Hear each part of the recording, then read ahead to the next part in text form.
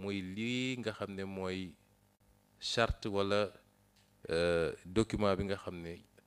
fii leeg 2050 moom la ñu bëgg ni mooy doxal réew mi ci gis-gis ndax réew du lu ñuy improviser da ngay am vision waaye vision bi nu mu leer bu ñu la joxee réew il faut nga dem phase opérationnalisation mooy nu ñuy def ba nu ñu koy doxalee léegi ci loolu lañ nekkoon ñaar yooyu moo tax peut-être ndaje bi yéex daanaka bi ko ñu ko d'âge demandé dama ko ne woon dina xaw a jafe ba démb rek dem naa ba koy fomm li tax nag daje bi am solo mooy son excellence le président de la république dafa am cër bu rëy ak yaakaar bu rëy bu mu am ci primature bu mag a mag jël ko nag teg ko suñu loxo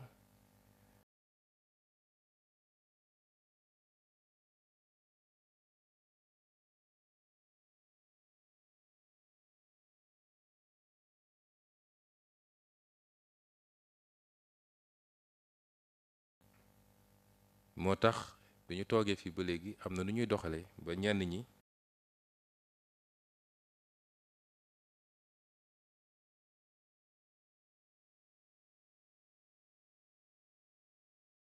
nun nag yàlla may nañu mu doxee neneen lépp dañ koy def ci diisoo déggoo te jàpp nañ ni pour présidence de la république am doole ci cër bi nga xam ne askan wi jox nañ ko pour mu am doole gu bëri il faut que primature am doole lu ko mooy rek du dox looloo tax nag ma bëgg kenn ku nekk ci yéen xam ni su ma waxee ni cër gi ñu jox primature rëy na du cër gi ñu jox premier ministre Ousmane Sonko mais cër gi ñu jox kenn ku nekk ci yéen la du chauffeur bi du ménagère bi du secrétaire du directeur du directeur de cabinet du keneen ak keneen ñun ñëpp la concerné su ñu amee résultat wu Sénégal la ndamu Sénégal la te loolu la Sénégal yëpp di ñaan di ko xaar depuis très longtemps mooy changement bi ñu bëgg am changement boobu nag fii lañ koy impulser fii ci primature te war nañ cee taxaw mat lañ ñu doyee lu ko moyee rek war nañu solo boobu nag mbir yi am moo tax ñu bëgg a wax ni dina am yoo xam ne lu ñuy farlu la ak lu ñuy saytu la ci liggéey bi ci njëkk mooy kenn ku nekk ci yéen ñi ngi xaare ci moom mu doon ku xarañ ci liggéeyam xam ko mën ko kenn amul kenn ci yéen koo xam ne man xam naa la wala bëriwul te ñëwuñu it ne dañuy jëlee ñu fi nekkoon andi ñeneen ba mu des li nga xam ne poste de confiance ñi wër premier ministre la am nañu njort ni kenn ku nekk ci yéen mën na liggéeyam ndax ku fi nekk depuis 5 ans depuis 10 ans depuis 15 ans depuis 20 ans di def benn liggéey am naa njort ni mën na ko ba baa ñuy gis safaan bi moo tax am njort gi tekkiwul ni libéré nañu rek dem toog déedéet kenn ku ne nañ la saytu di xool ndax li ngay liggéey jaar na yoon yaa ngi koy def ni nga ko war a defee wala yu demee noonu donc xarañte ak Pastef ci liggéey bi ñaareel bi mooy jub ak jubal loolu dafa doon loo xam ne mooy góom bi gën a rëy ci administration Sénégal la ca bëri du ma ne ñëpp nag kenn ku ne fa nga nekk yaa ngi xool noo fay tegee sa business bopp te business bi nag lu dugg sa poos rek lu wàññeeku la ci wàllu yi waroon defar hôpital bi wala tali yi wala làmp yi wala école yi góom boobu bokk na ci góom yi gën a rëy ci administration Sénégal te bokk na ci suñuy priorité su dee dañu ne dañu bëgg a defaraat administration bu demee noonu nag ñu xam ni primature moo war a njëkk a joxe exemple bi ndax moom mooy ndeyu administration yëpp moo jiite administration kon loolu nañ ci bàyyi xel yooyu exigence la moo tax am na lu ci jot a xew lu tuuti fii gis ngeen niñ ko doxalee te noonu lañ koy continuer primature boobu nga xam ne war na jouer rôle bi ma wax nii gannaaw doxal mbir yi te bientôt ci weer wi ni ma ko waxe woon depuis sama génn bi ma génnoon Grand Théâtre ni fii ak septembre dinañu présenter Sénégalais yi référentiel bu bees bi incha allah noonu lay demee buñ ko xasee ba génne te du liggéey bu ndaw de ndax gis-gis la boo xam ne tëgguñu ko ci benn weer wala ci benn at wala ci juróomi at réew li koy soppi lu ñuy liggéey la teg ko ci xam-xam teg ko ci méthode teg ko ci application teg ko ci rigueur ci ay at yi at moo tax boo xoolee juróomi at yi njëkk yi redressement lañ ko tuddee ndax boo fekkee kër goo xam ne fondation yi nërmelu na nga ñëw ole nga defaraat fondation yi nga ñëw rek teg ay briques boo moytul doo gaaw am brique doo gaaw am kër moo tax redressement phase boobu dafa di phase bu am solo loolu noonu nag nañu xam ni bu dee téeméer juróom-ñett fukk yi primature moo ko war a doxal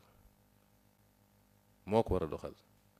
j'insiste pour que chacun fii ci ñi fi nekk xam lan mooy suñu responsabilité bu rëy a rëy la kon ci ndaje bi mënuma woon ñàkk insister ci yi nga xam ni man farata la ci man yooyu mooy njëkk a nekk farata ci man may dalal seen xel nag nii gannaaw bi ma delloo gërëmaat son excellence le président Bassirou Diomaye Faye ci kóolute bi mu am ci ñun ba jox ñu primature waaye kóolute bi mu am ci ñun ba jël lengay nañu lii lay xaar ci yéen bañ na ba daf ma ne décret bi war a organiser primature maa ngi koy xaar xoolal noo ko bëgg a doxale ba ñuy def décret de répartition service daf ma ne seetal lan nga bëgg ci ay services yoo xam ne war naa indispensable ci primature nga wax ma ni lii ak léegi lii laa bëgg ma ne ko man service civique bi rek laa bëgg ak bos yooyu bu ñëwee rek par rapport ak fi ñu bëgg a jëm mbir mi presque mat na kon di ko gërëm ci confiance boobu ak ci cër bi mu ñu jox su ma ko joxee man jox na ko waa primature yëpp ndax président bu dooleel premier ministre am dafa dooleel primature bi yëpp di ko ci gërëm moo tax may dalal xel ñi fi nekk ñëpp xam naa ne seen xel ñàkkuta dal sax waaye di wax Sénégal yëpp nii ñooñu di balli di tëbëki dal ndax xam nañ ni mbir mi jeex na ba tax ñu lañ def course contre la monnaie dañuy daaneel gouvernement du ñu daaneel lu toll ni tarfat ayin motion de censure ci boppam moo dul am fii Sénégal loolu ma wax ko te teg ko fu leer te ci tey balaa bés bi di jeex di ngeen gis li tax ma wax ko am na ñoo xam ne dañoo jàpp ni àdduna yëpp politique la te bu ñu gisee fi ñu jaar ak ñoom ba si fii war nañoo xam ni ñoom mënuñu politique ndax suñ ko mënoon lii di am noonu nag la ñu fas yéene continuer ak ñoom te noonu la ñu fas yéene doxalee ci li jëm ci aar alalu réew mi ci bépp fànn delloo si alalu réew mi ndax ñi nërmel réew mi gasal ko kàmb gudul jeex jël ay milliards dugal seen poos lii ñu génn ci réew mi te xam nañ fi ñu ko jaarale ñoom ñëpp nag ma wax leen ko bis ni ki tey suñu tekk-tekkaaral bi boobu ba léegi wax naa ko ñaari yoon wala ñetti yoon du woon faiblesse dañoo bëggoon li ñuy liggéey ñu teg ko ci méthode ba dossier bu ñu yëkkati rek laam-laame du am waaye comme gis nañ ni ñoo ngi commencé di daw am na déjà ñeent wala juróom yu génn ñii ngi Dubaï ñi ngi Canada moo tax ñu jël ay mesures conservatoires ndax ku ci dem du dellu si ndax xam nañ li ñu def ñoom ba tey jii ñu mën a toog ci réew mi xaar seen wàll ci war a ñëw jàkkaarloog yoon pour layoo ko te du am benn dossier bu ñuy monter nag dossier yu leer nañ lay doon loolu nag waratul am ci réew mi su ma koy wax fii dama bëgg a joxe exemple niñ ko bañee ci ñoom ñooñu ak li ñu def noonu lañ koy bañee ci suñu régime kenn ku nekk ci yéen li mu am bëri na tuuti na li mooy wërsëgam na ko sante yàlla te kën a continuer di góorgóorlu xam ni yàlla waxul kenn dara ni ko xale yi di waxee nit commencé na ci 50 000 francs mujjee ci ay millions lépp te jaayul ngoram jëlul lu moomut loolu dafa am solo continuer di liggéey yem ci li nga moom bañ a dugg ci loo xam ne moom loo ko te kenn ku ne ci yéen dafa am obligation loolu tam ma wax ko tey agent bu gisoon premier ministre muy def lu yoon wala mu jël lu mu warul jël yoon la farata la mu dem dénoncer ko loolu ay texte la yu nekk ci suñu loi nekk ci suñu cadre communautaire obligation la parce que fonctionnaire yu bëri dañuy gis tul yoon mais dañ naan sama yoon newu ci waruma wax mais loolu dafa mel ni presque complicité la donc kenn ku ne bu gisee lu jaaduwul daf ko war a dénoncer parce que ay nit bokk liggéey kii ne man maa ngi muñ parce que damaa gëm yàlla te bëgguma yóbbu sama kër lu lewut takk biiram keneen ne man damaa yàkkamti il me faut des millions ñu toog di ko seetaan loolu bokk na ci li yàq réew mi kon loolu it ma insisté soo gisee président de la république bi mu toogee li mu njëkk a wax mooy dinañu teg benn projet de loi pour gën a protéger les lanceurs d'alerte loolu dafa am solo pour gën a protéger ñi nga xam ne gis nañu dul yoon ñu dénoncer ko am na ay réew yoo xam ne boo doonee lanceur d'alerte dañ lay fay dañ lay jox xaalis ngir loolu ba ci États-Unis am na fa yow mi signalé benn cas ñu càmbar gis ni cas bi am na dañ lay jox xaalis yow donc loolu day tax ñu gën a dëgëral li nga xam ne moom la ñuy tuddee la lutte contre la corruption moo tax beneen aspect bi mooy sakkanal nag du affaire ngeen jégal ma ci terme bi wala kaana waaw du loolu sakkanal mooy lii alalu réew mi la doole bëriwul même réew yu am doole tey boo demee si ñoom lii ngay fekk suñu administration amu fa réew yu am doole annoncé nañ temps leen nañ def une centrale d'achat pour centraliser lépp loo xam ne ay achat public la ndax réew moo xam ne direction générale bu nekk ku nekk yaa ngi yor sa budget léeg-léeg am say nit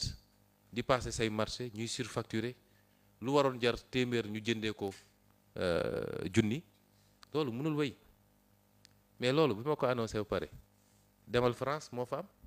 France kay moo ñu gën a développé foofu ëpp ñu moyen mais France centralisation des achats publics moo fa am Allemagne moo fa am feneen ak feneen bu ñu nee nañu rational te li may wax nii bu ñu ko dajalee yëpp li ñu war a def ci économie ay milliards la est-ce ku taxaw fële bëgg a def politique rek naan waaw ay détails la ñuy toppatoo ay machine li ñuy jënd ci imprimante te at wu ne presque ñu remplacer ko ñu changer ko boo centraliser woon niveau bi yëpp nga def benn imprimante ñaata nga économiser ci ay millions boo ko defee sur l'ensemble de l'administration c'est des milliards qu'on va économiser la réduction du train de vie de l'État farata la ci ñun ndax réew yi ñu ëpp doole fuuf da ngay xool les pays scandinaves ñu ëpp doole fuuf ay Suède ay Écosse ay ñoom seen Norvège mais dañuy jënd quelques auto teg ci digg service bi ku ñëw liggéey si boo amee mission booy génn nga dem lenn saa ñu ne la xaaral ba ñaar ba ñetti génn chauffeur bi yóbbu ñëpp teg andiwaat keroog rek maa ngi seetaan reportage Norvège ci lu mel noonu mais fii da ngay jox ku nekk auto jox ko carburant ainsi de suite loolu bokk na ci nga xam ne yu ñu war rationaliser la moo tax li ñu wax léegi ci les bus de ramassage bokk ci solution yi la bokk parce que day tax nga économiser ci waay yooyu donc yàqanal ba réduire le train de vie de l'État ci bépp fànn ba ci masse salariale ba ci yeneen ak yeneen suñu nee masse salariale nag c'est pas qualitativement c'est quantitativement politicien bu jóg dem jël say mbokk yépp dugal keneen ñëw jël nga gis service boo xam ne lu ëpp xaaj bi duñu nécessité de service amuñu sax liggéey foofu amuñu poste d'emploi mënoon lii la ñuy liggéey Sénégal ngay gis ku ñuy fay salaire te du teg tànk ci bureau ba ñu ne léegi loolu dañ ko continuer bàyyi ba kañ yaxanal boobu nag moo taxoon président de la république ne lu mel ni conseil économique et social ak HCCT yu doon dafa jot nag ñu dindi leen fi ndax milliards yañ ci économiser xaj na feneen nee nañu ñoom ñoo yor majorité assemblée nationale ba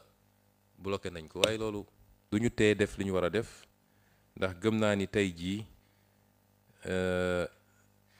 njiit yi jiite kuréel yooyu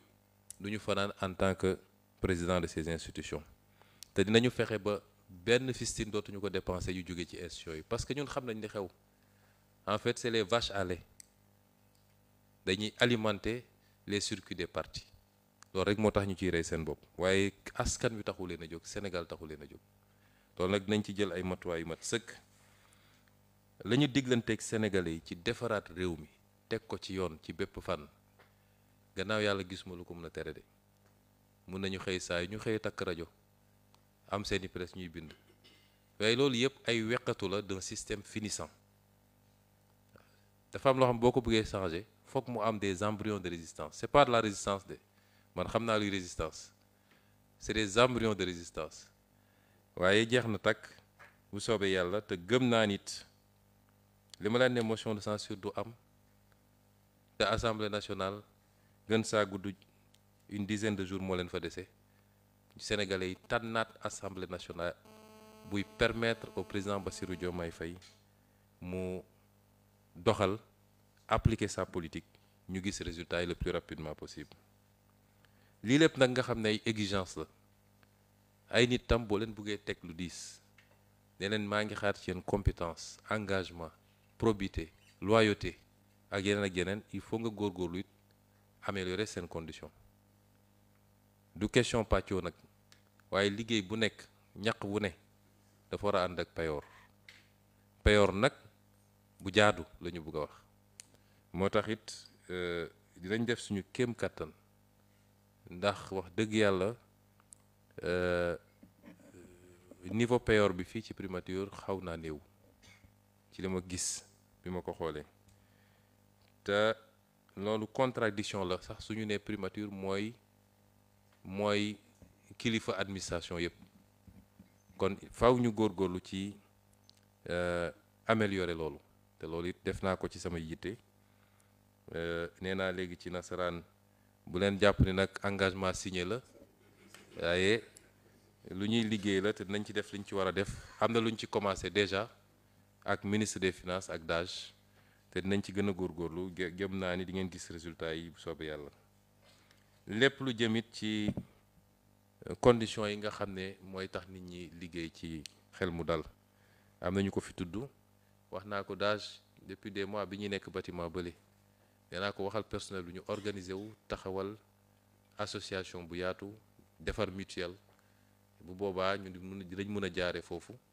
xool nu ñuy accorder une subvention pour les tickets de restauration ak yeneen peut-être ñu ngi ciy jàppee bu baax a baax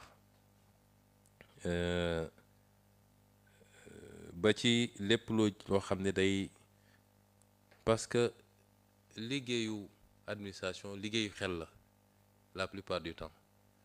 mais xel moom pour mu xel li bu baax a baax il faut que yaram yu wér moo tax yu bëri wax naa ni jox naa instruction sax pour ñu defar fi salle de sport te boobaa nag dinaa ko boole ci critère de notation yi amul mag la ak ndaw la ak ñoom seen ñëpp ay sport parce que je veux des agents qui soient en très bonne forme pour mun a def liggéey bi niñ ko bëggee ak yeneen ba ci salle de santé bi parce que nit rek lañu nit machine la à tout moment lu ne mun na am tax ñu installé fi salle boo xam ne les premiers secours nañ ko mun a def wala sama genre yi nga xam ne bu ñu bëggee nelaw rek daal di wax bopp buy métti yooyu leen jarul dem hôpital docteur Thioro gi fi ñu jox lay quelques kii rek nga delluwaat yooyu bokk na ci ba ci xool nu ñuy defee ay crèche nga xam ne jigéen ñi nga xam ne dañoo toll ci yor bébé mun suñuy xëy andi seen bébé mu nekk seen suñu liggéey tuuti mun a wàcc xool ko seen xel dal ñu mën a sëgg ci liggéey bi yooyu yëpp ay xalaat la yoo xam ne ñu ngi ciy commencé liggéey pour li nga xam ne dina ñoŋal liggéey bi ba ci les bus de ramassage également wax nañ ko fii kon daal li ma leen bëgg wax fii mooy li ñuy xaar ci ñun li président de la République di xaar ci ñun du rëy la pour ñu liggéey ko il faut que l'esprit d'équipe ñu xam ni équipe mooy liggéey kenn ku ne li mu war a def mu def ko waaye li mu war a séq ak moroomam ci liggéey mu def ko ci anam ñu gën a rafet ñun ñëpp ñu porter projet bi loolu tekkiwul ni damay def politique déedéet mais ki yàlla fal mu ñëw ak projet am juróomi at yi nu mu tuut juróomi at yi projet boobu mooy projet Sénégal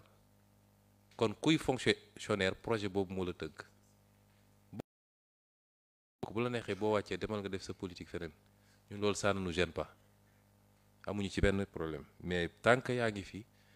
na nga engagé wu à 100% ci projet bi joxe le meilleur de toi-même pour projet bi. Me féliciter de cette rencontre, m'en réjouir également. C'est une prise de contact, mais j'aurai à développer ultérieurement des rencontres sectorielles avec les différents services pour mieux indexer les problèmes qui sont propres à chaque service. Dorénavant, j'avais demandé à ce que chaque direction nous fasse un petit mémo sur la situation de son service et les problèmes rencontrés, mais surtout les propositions, s'il y en a, pour pouvoir essayer d'apporter des solutions. Ceci dit, je dis que cette rencontre est importante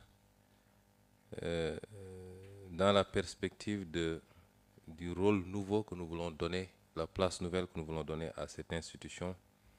qu'est la primature. Il est question ici d'une primature forte. Nous avons entendu beaucoup de spéculations de certains politiciens de très mauvaise foi sur la primature sous sa forme actuelle, qui se supplierait peut-être à la présidence de la République. C'est méconnaître un peu d'abord le cadre relationnel de l'attelage que nous avons mis en place, mais surtout l'importance et les attentes du président de la République sur la primature. Une primature forte, c'est une présidence de la République très forte. Une primature faible, c'est une présidence de la République extrêmement exposée et vulnérable. Dans un pays normal, la primature doit être très forte pour conduire au quotidien la politique de la nation définie par le président de la République et avoir sous sa responsabilité l'administration, qui est le bras d'exécution. Pour des raisons politiciennes simplement, cette primature a été malheureusement conduite à jouer, sinon les seconds rôles, en tout cas à passer presque après les ministères. Et ceci explique cela, tous les dysfonctionnements qu'on a notés et tous les blocages. Et je peux vous assurer, et je le remercie davantage d'ailleurs que M. le Président de la République accorde une importance particulière au rôle primordial que devra jouer la primature maintenant et tout au long du mandat. C'est tellement important pour lui qu'il me rappelle tout le temps qu'il attend impatiemment le projet de décret portant organisation de la primature. Madame Diatta a tout à l'heure parlé de l'organisation de la primature, qui est l'organisation actuelle. Nous allons procéder à une profonde réorganisation de la primature pour la conformer un peu à ce nouveau statut, qui n'est pas nouveau textuellement, mais dans le contenu qu'on doit donner et dans la pratique, nous allons renouveler pas mal de choses. Et cette primature, qui doit jouer ce rôle extrêmement important, voire déterminant, doit fonctionner sur la base d'un certain nombre de principes. Nous avons trouvé tout le personnel ici. Je crois que depuis qu'on est là, pratiquement, on a maintenu intact l'effectif. Nous n'avons même pas essayé de savoir qui est venu quand et avec qui, sauf à quelques cas, comment dirais-je, quelques exceptions près, qui relèvent beaucoup plus de la confiance politique du Premier ministre, mais de manière générale pour le personnel, nous avons maintenu tel quel.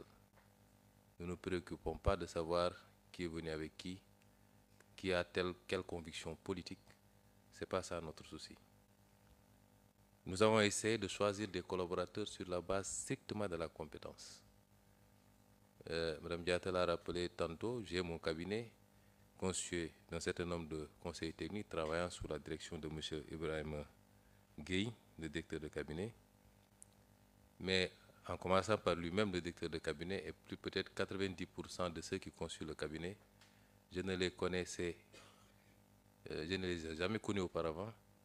Je les ai sélectionnés sur dossier et par rapport à un profil. Parce qu'il n'est pas question pour nous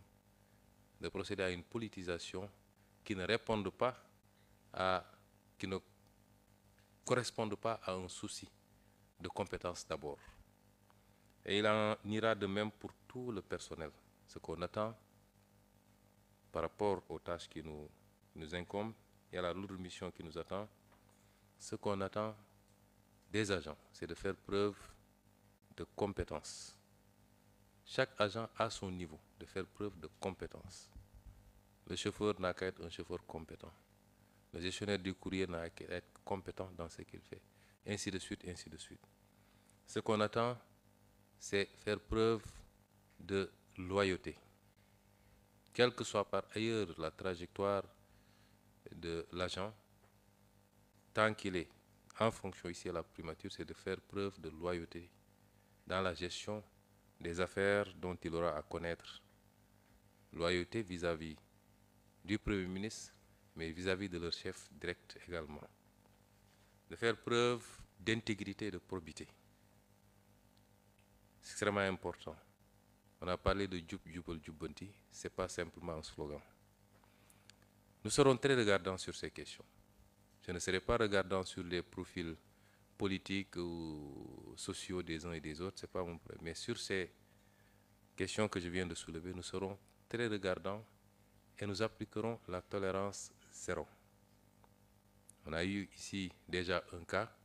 relativement à des cas des soucis d'intégrité, et nous avons pris immédiatement la mesure de relever l'autorité concernée et nous continuons à examiner de très près ce cas. S'il faut aller au-delà et peut-être aller au niveau de la justice, nous irons. Nous serons intraitables sur ces questions. C'est un rôle extrêmement important qui est attendu de la primature, particulièrement dans la perspective, bientôt, en tout cas durant ce mois de septembre, nous le souhaitons, de la présentation au Sénégal et au monde des nouveaux référentiels. Je ne dis pas du nouveau, mais des nouveaux référentiels de politique publique, notamment la vision 2050, qui fait une projection sur un quart de siècle, la déclinaison décennale et la stratégie quinquennale. Ce travail qui est en train d'être fait et finalisé est un travail extrêmement important, qui va nécessiter de chacun d'entre nous un changement dans les paradigmes, dans les comportements, dans la façon de travailler. L'administration doit être modernisée. Elle doit être mise au service du développement. Et pour ce, il nous faut nous débarrasser d'un certain nombre de pratiques que nous tous, en tant que fonctionnaires, connaissons, dénonçons quelquefois pour certains. Cela fera l'objet de beaucoup de communication, de la formation certainement, mais il faudra qu'on aille vers ça.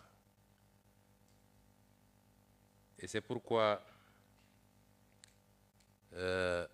veux rassurer tout le monde. Nous avons entendu parler de motion de censure, faire tomber le gouvernement. Il n'y aura pas de motion de censure. Il y a des politiciens complètement dépassés par les événements, appuyés par leur presse. Mais je puis vous assurer qu'il n'y aura pas de motion de censure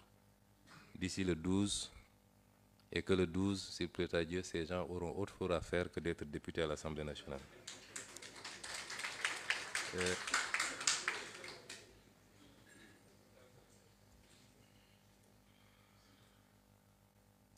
Et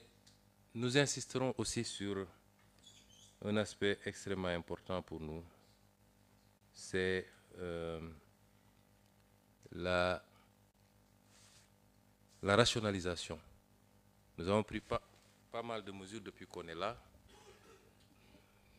Le fonctionnaire peut considérer que c'est des mesures qui sont dirigées contre lui, contre son confort au travail, ainsi de suite. Ce n'est pas le cas. Les pratiques que nous appelons de tous nos voeux sont des pratiques courantes devenu même la norme dans des pays beaucoup plus nantis que nous. Quand on dit qu'il faut rationaliser sur un certain nombre de consommations que les gens peuvent partager, mettre les imprimantes en réseau au lieu d'acheter une imprimante pour chaque bureau, avoir une pièce pour y mettre les machines à café, toutes les autres commodités que tout le monde peut utiliser. Vous allez dans tous les pays développés, ça se passe comme ça. Pourquoi les pays qui sont les moins avancés comme les nôtres peuvent continuer à dépenser des milliards et des milliards pour des commodités qui peuvent être gérées en partage sans nuire à la consommation individuelle de chacun? C'est ce souci qui guide de manière générale la politique de l'État. Nous allons bientôt terminer l'étude sur la rationalisation des directions générales, des agences d'exécution. Nous allons aller vers ça. Et c'est ça qui a justifié d'ailleurs la proposition de dissoudre un certain nombre d'institutions dont la pertinence interroge. On fait de la politique dans tout dans ce pays, mais le même objectif sera atteint dans tous les cas, parce que je puis vous donner la primeur que le président de la République, probablement aujourd'hui, va prendre des décrets pour remercier les présidents de ces institutions et bloquer le fonctionnement pour que aucun centime de crédit ne puisse désormais être dépensé dans le cadre de ces institutions. Et c'est ce souci qui nous anime quand on pose le débat sur la reddition des comptes,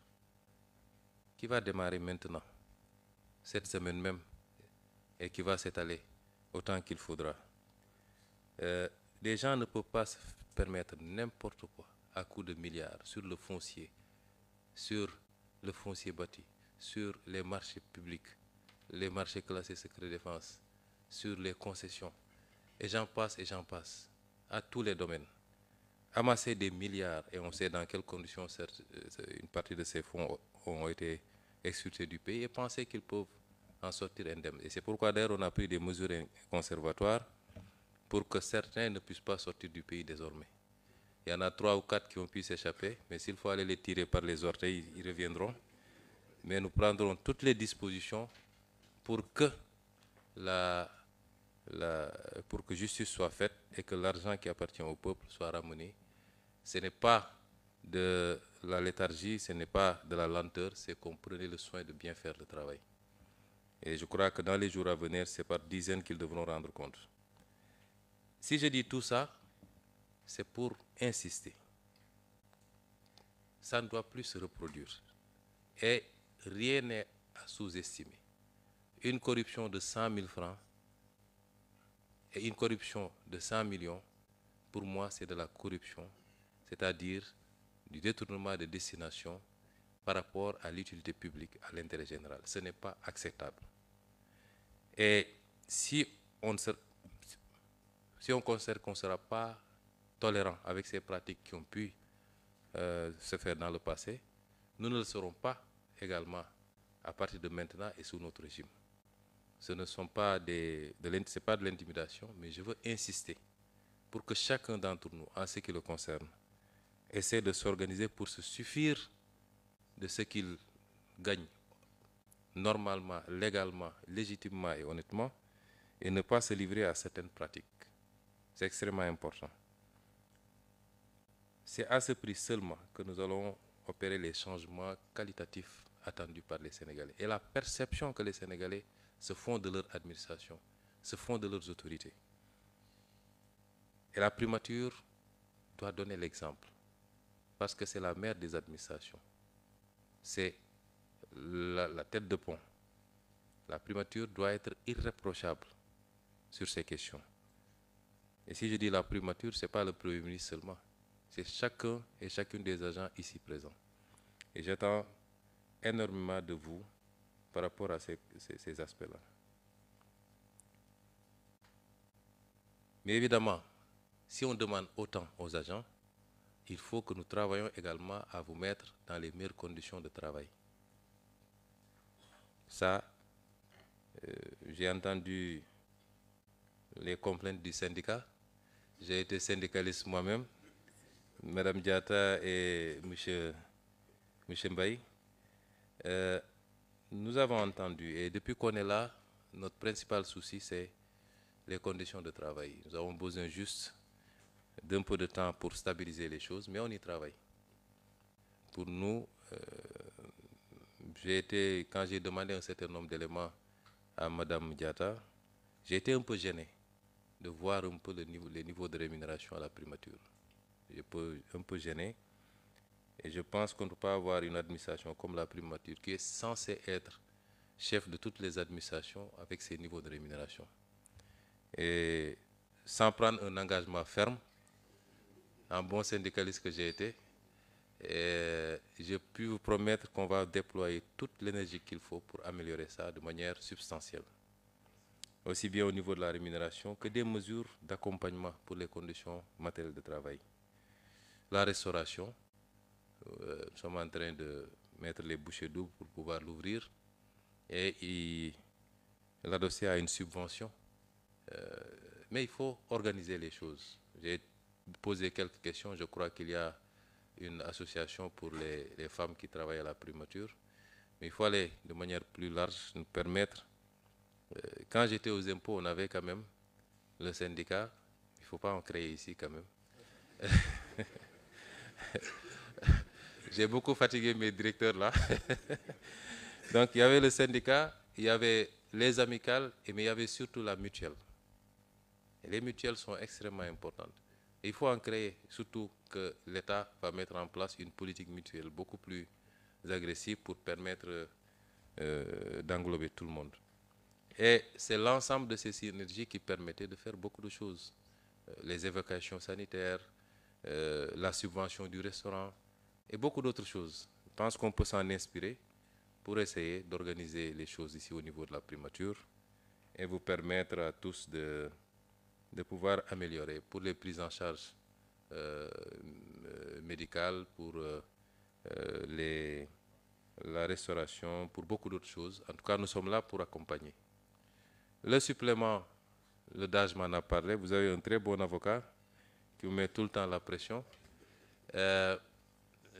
y a certaines considérations sur lesquelles je ne vais pas trop entrer, puisqu'on est en public.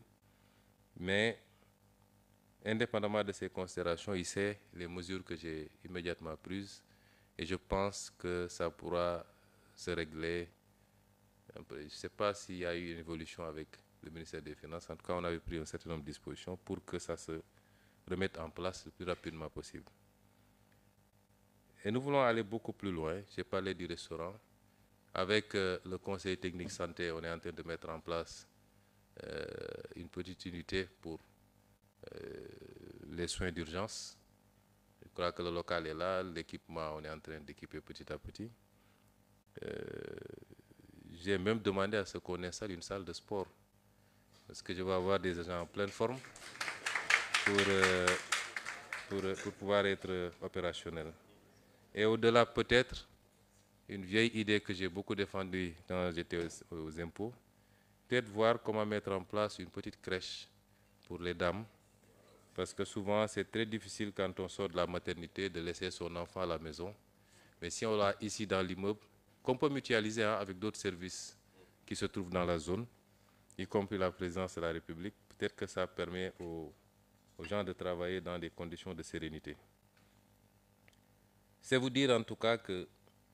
nous avons les logements, quelqu'un en a parlé, on va voir l'état du dossier, s'il y a un dossier qui existait déjà. Et nous allons pousser pour que au moins l'accès au foncier puisse se faire. Et après, si la mutuelle existe, les gens pourraient voir quel montage faire de manière groupée avec les institutions financières pour aider les gens à construire. C'est autant de préoccupations que nous avons avec vous. Pour le transport également, on va voir le dossier. C'est vrai que c'est même beaucoup plus économe pour nous d'avoir un système de ramassage généralisé plutôt que de gérer les déplacements individuellement. Nous avons fait beaucoup de travail sur le parc automobile ces derniers temps avec le DAGE, le SGG, et ainsi de suite. Des résultats ont été obtenus puisque beaucoup de véhicules du parc avaient été emportés par des gens qui ne sont plus à la primature depuis longtemps et même par des privés. On a pu en récupérer beaucoup, mais il nous faut travailler peut-être à des moyens de transport qui permettent de, de, de déplacer, de faire partir et revenir le maximum de personnes dans des conditions les plus optimales, et nous allons y travailler. Et je reste de manière générale ouvert à toutes vos suggestions dont on examinera la faisabilité. Et tout ce qui sera faisable, soyez assurés que vous aurez notre soutien, parce que pour nous, un agent performant, c'est un agent apaisé dans son cadre de travail, dans ses conditions de vie et d'existence. Les deux vont de pair. Donc nous allons tout faire en tout cas pour accompagner tous les agents à se sentir mieux pour pouvoir mieux servir. C'est les quelques éléments que je voulais dire. Je n'ai pas lu de discours, je n'aime pas en lire. Pourquoi je fais trop de... à chaque sortie, on dit qu'il en a trop dit ou il n'en a pas dit assez. Mais je préfère dire les choses telles que je les ressens, dans un dialogue direct et franc. Et ce genre de rencontre, peut-être nous allons essayer de la reproduire peut-être une fois dans l'année, indépendamment des rencontres sectorielles, sauf si le personnel décide d'organiser des fêtes de temps en temps. Et je vous encourage à cela, des activités sportives, des randonnées, Quand c'est une famille, il faut rendre le cadre convivial et permettre aux gens de mieux se connaître. Je vous remercie de votre aimable attention.